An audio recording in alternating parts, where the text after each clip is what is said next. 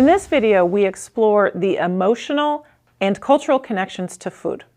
As you engage with this video, consider the following questions. How are we connected to food and to each other through food? What essential elements of food production and preparation guide our decisions about food and food consumption?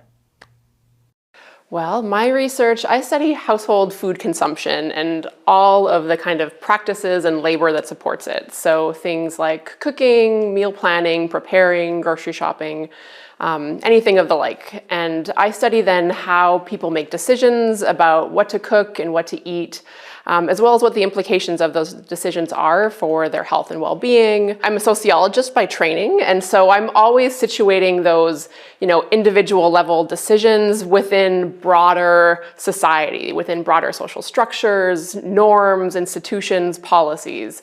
So that's kind of the approach that I take to studying food in my work. Did you ever think that as a traditionally more of a hard scientist, not a social scientist, that you would end up delving into and really unpacking the social science around food, the human science around food? Not until I started working in the coffee industry, really. Yeah. I think coffee as a product itself, and specialty coffee, it has this artistic side to it where, really roasters can have a hand in bringing out specific flavors and profiles of certain beans. And then there's the agricultural perspective, how coffee gets grown. And there really is this artistic and scientific side to it, because you can prefer different aromas and flavors and things like that. But how do you actually understand the chemistry and the heat profile? And so, being in food safety and quality, I got to understand a lot of different parts of the process and realize, there's a science and an art to it. And that manifests in the cup and the consuming, the sensory experience. And people have really strong opinions about their coffee. So, yes, they do. And so, just learning about how big of an impact sort of scientific and artistic decisions make on the final product and the way that consumers access and enjoy them. One thing that I pay kind of particular attention to when trying to understand why people, choose to eat what they do is looking at the meanings that they make around food. So we have these ideals that we like, that home-cooked family meal that we look to. That's kind of how one aspect of meaning is kind of produced, but it also comes down to our histories, our backgrounds, our identities, right? All of these aspects of ourselves, the things that we've grown up with, our food memories, right?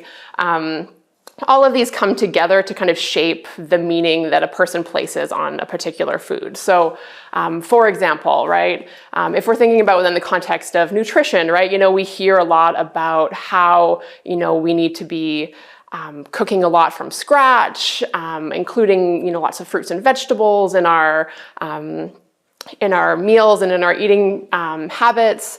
And I think that ideal, really resonates for a lot of people. We know that, but at the same time, that also kind of coexists alongside a lot of other meanings that may not always align, right? So you can kind of think about within the context, say, of immigration. An immigrant mom might be kind of hearing some of these messages about what nutrition is, what it means, and that may resonate. That may be something that she, is on board with.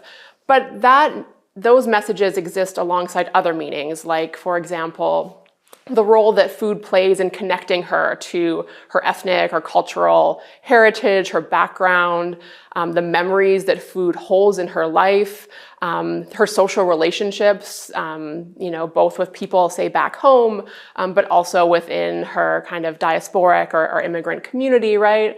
It also coexists alongside probably a sense of loss to some extent, of kind of longing for what was left behind, right? And the way that food kind of often tastes within a new national or cultural context can often be a kind of visceral indication of that loss, right? And so she might be already feeling like food is different here, and so might be hesitant to kind of change her practices further.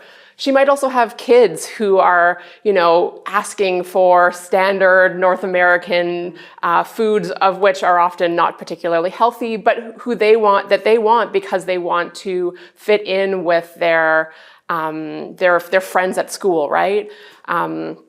Or it might also come into kind of conflict or kind of coexist alongside material constraints, right?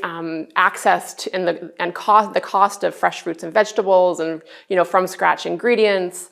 That's another kind of obviously a big kind of material consideration that that kind of shapes the meaning that food might hold, and that might also then make her perhaps a little bit hesitant to try a new food because she may not be able to afford to make a new food and have her children reject it and have that food go to waste, right? So all of these kind of meanings coexist around food, and you have to kind of understand how they operate together in order to understand, the totality of why people, choose to eat what they do, right? The meanings we make around food, our memories, and our connections to people and cultures is critical to our identity. Because of those emotional connections, it becomes difficult to determine how we prioritize our food decisions, especially through the social, environmental, and economic lens of sustainability. Our food decisions have implications on our physical and nutritional needs, as well as our social and emotional needs.